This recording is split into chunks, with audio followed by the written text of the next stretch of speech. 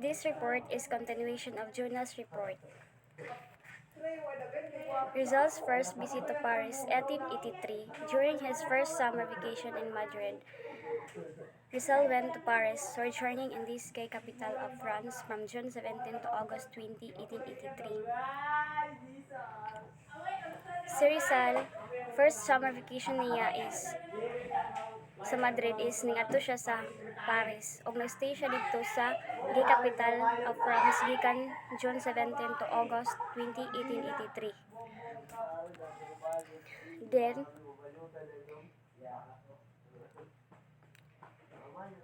At first, he wasn't billeted at the Hotel de Paris. Nagkuha siya sa 37 Rue de Magbench. Later, nimbalhin siya sa cheaper hotel og nagkuha siya sa 24 Rue de Rennes and the Latin Quarter where it was cheaper to live. Tanang tourist spot dito nga hotel is naka-attract kay Rizal kay na-excite sa iyaha kay attractive siya such as the beautiful boulevards, the opera house, the place de la Lorga, the Arc of Triumph, the Bayos de Boulogne, naapo dito ang simbahan nga Madeleine Church, the Cathedral of Notre Dame, the Column of Vendôme, the Invalides containing the tomb of Napoleon the Great, and the fabulous facilities. Unlike sa kuan kay naapod interesado na mo adto dito nga country kay naay mga foreign na makakita sa kuan maayo nga pananawon og nag-enjoy sila sa ilahang kaugalingon.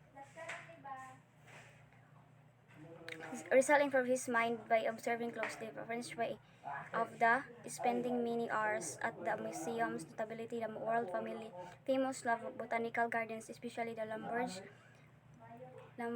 the libraries and art galleries, and hospitals including the Lianic Hospital where the observed Dr. Nesses treating his patients, and the Hill Hospital where he observed the examination of different diseases of women. On the lighter side of his visit in Paris, Rizal was mistaken by the Parisians as tickets, laundry, hotel accommodation, and transportation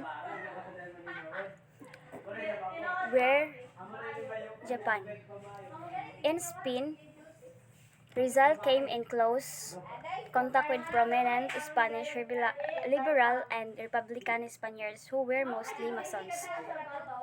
Rizal was impressed by the way the Spanish Masons openly and freely criticized the government policies and lambasted the friars, which could not be done in the Philippines.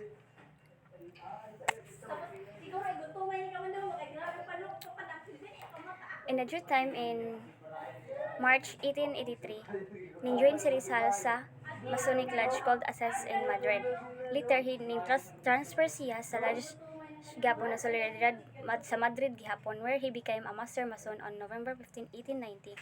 Till the February 15, 1892, he was awarded the diploma as Mason by Le Grand Orient de Brancy and Paris.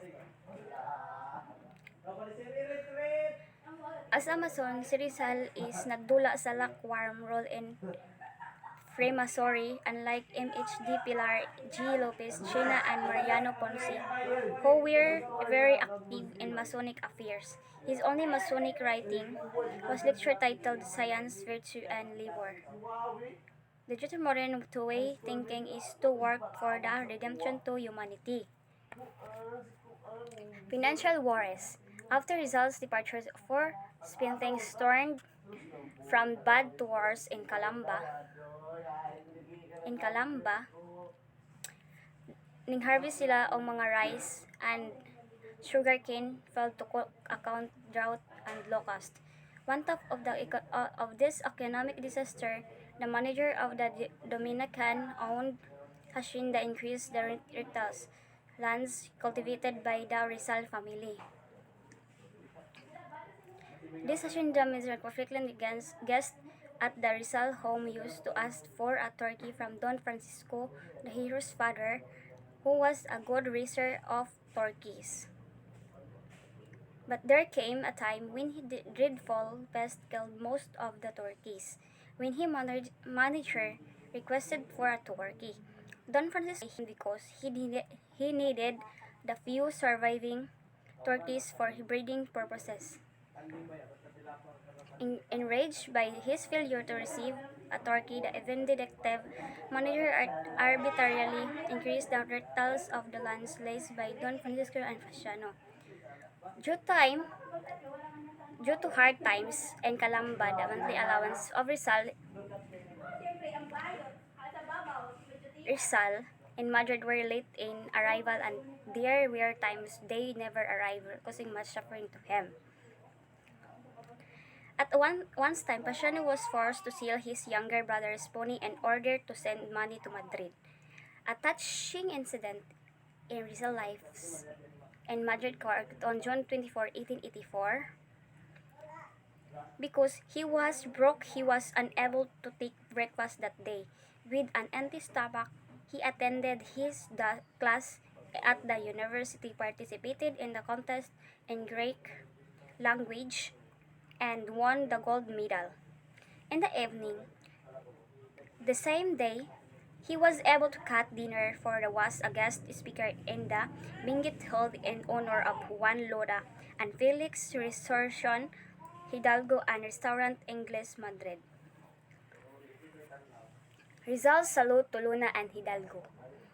The banquet on the evening of June 24 was sponsored by the Filipino community.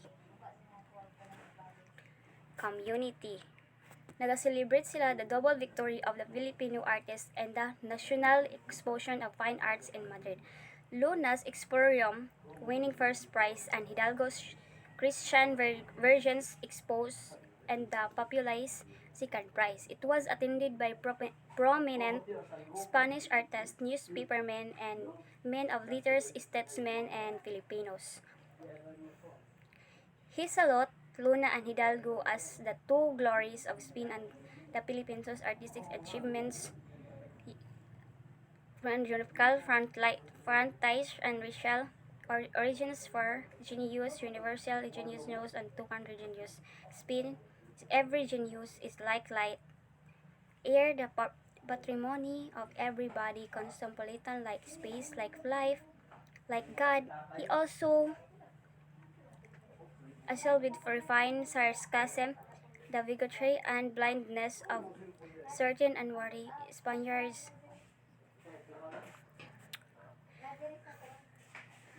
Ning speak po si Rizal, niingon siya nga, I am not scared by the fear that you may listen to me. With lukewarmness, I came to join your enthusiasm, ours, the stimulus of youth, and you cannot help but be indulgent, sympathetic, if you via saturate the atmosphere. Fraternal currents run in all directions, generous souls listen, and consequently, I do not fear for Godwill.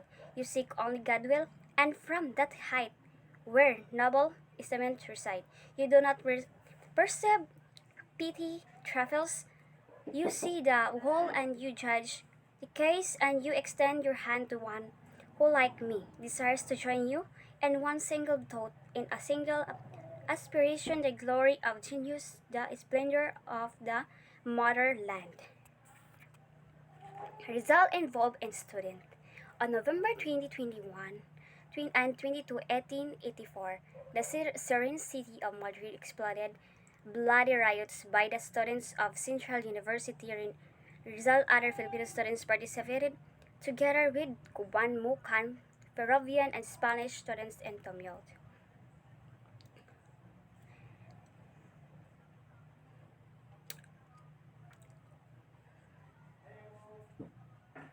These students' rumors were caused by the address of Dr. Miguel Moraita, Professor of History, at the opening ceremonies of this academic year of November 20, in which he proclaimed the freedom of science and the teacher. Studies completed in Spain. Rizal complete Si Rizal is gikumpleto niya ang iyang study didto sa Spain. Og nakuha niya ang degree na licentiate in Philosophy and Letters. Og ning-adto siya kay gi-qualified diya na makakuan siya sa pagka-Professor of Humanities in Spanish University. And by receiving this degree of licentiate in medicine, he became a full-fledged physician qualified to practice medicine.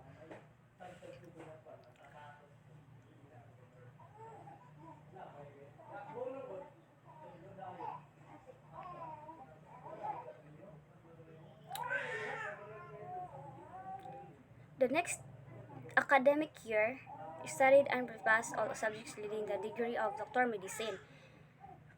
Due to the fact, however, that he did not present the thesis requirement for graduation nor paid the corresponding fees, he was awarded his doctor's diplomas.